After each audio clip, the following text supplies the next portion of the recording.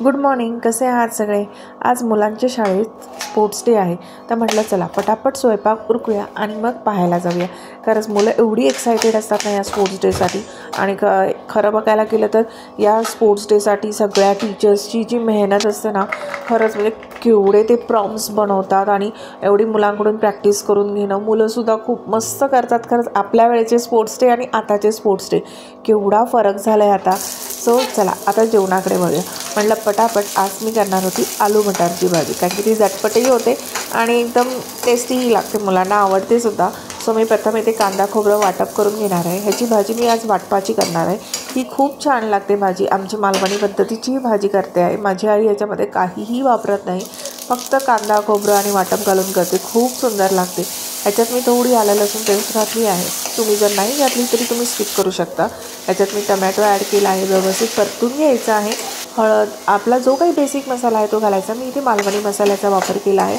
व्यवस्थित परतून घेतली आणि त्याच्यानंतर वाटाणा आणि बटाटा घातला आहे. किती सुंदर दिसतं आहे. याच्यात तुम्ही गाजर देखील घालू शकता आणि व्यवस्थित परतून त्याच्यात मीठ घालून थोडंसं पाणी घालून शिजवून ठेवायचं आहे. तोपर्यंत वाटपसुद्धा आपलं तयार होतं आहे. खरंच मस्त लागते ही भाजी. नक्की एकदा करून पहा अशा पद्धतीने. वाटपाची सुद्धा मी इथे तयारी करून घेते. जायचं होतं मुलांचं स्पोर्ट्स डे बघायला. मुलं एवढी एक्सायटेड असतात ना या स्पोर्ट्स डेसाठी. म्हटलं आता त्या मुलांना त्याच्याबरोबर भजीसुद्धा हवी झाली, म्हणून म्हटलं चला साधीशीच भजी करूया. थोडासा कांदा होता चिरलेला, बाकी तो मी घातला. पटकन कोथिंबीर घातली, त्याच्यामध्येच बेसन आणि थोडं तांदळाचं पीठ घातलं. अजून काहीही घातलं नाही. एकदम थोडक्यात साधीशी भजी करणार होती, कारण की वेळ नव्हता. वेळ होत चालला होता. मुलांना जायचं होतं स्कूलमध्ये.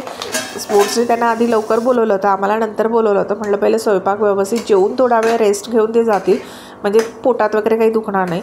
पटापट मी ते भाजीत घालून घेतलं वाटप आणि व्यवस्थित परतून घेतली. तुम्ही बघू शकता कलर केवढा सुंदर आला. वरून कोथिंबीर घातली. एक नंबर झाली होती भाजी. तुम्ही बघू शकता दिसायलाच किती छान दिसते, तर खायला किती छान असणार. त्याचबरोबर मी ते भज्या करून घेतल्या पटापट. एकदम मस्त फ्लफी भज्या झाल्या होत्या. सोडा न घालता सुद्धा भज्या खूप छान होतात. फक्त आपल्याला व्यवस्थित फेटलं पाहिजे. व्यवस्थित आपण फेटलं ना की भज्या एकदम मस्त फुलतात आणि एकदम क्रंची लागतात. नक्की करा तुम्ही. त्याचबरोबर आज इथे शेवयांची खीर बनवणार होती, तर मी शेवया पटापट व्यवस्थित भाजून घेतल्या. त्याचबरोबर त्याच्यामध्ये ड्रायफ्रूटसुद्धा घातले, ते सुद्धा त्या शेवयाबरोबरच मी परतून घेतले. त्याच्यानंतर दूध घातलं, वेलची पावडर घातली आणि इथे मी साखर घातली. इथे आम्ही साखर जनरली व्हाईट शुगर नाही वापरत. आजकाल आम्ही खांडचाच वापर करतो. खूप छान लागते. टेस्टलासुद्धा ही काही विशेष फरक लागत नाही, पण खांड आपल्या हेल्थसाठी चांगली आहे नेहमीच्या साखरेपेक्षा, म्हणून आम्ही हीच वापरतो. माझी ती शेवयांची खीरसुद्धा झाली होती आणि आम्ही गेलो मुलांच्या शाळेत स्पोर्ट्स डे बघायला. खूप मुलांनी छान छान केलं आणि खरंच ह्याच्यामध्ये खरंच टीचर्सची एवढी मेहनत दिसून येते ना. खरंच म्हणजे ग्रॅटिट्यूड टू टीचर्स ॲक्च्युली, कारण की खरंच मुलांनीसुद्धा याच्यामध्ये खूप मेहनत घेतली. माझी मुलगीसुद्धा डान्समध्ये सुद्धा होती. सो डान्ससुद्धा एवढा सुंदर बसवला होता, एवढा सुंदर मुलांनी केला ना. खरंच ही फुलंच वाटत होती एक प्रकारची, म्हणजे सनफ्लावर्स घेऊन त्यांनी डान्स केलेला, पण असं वाटत होतं की ती फुलंच आहेत, फुलंच नाचत आहेत. खूप सुंदर वाटत होतं.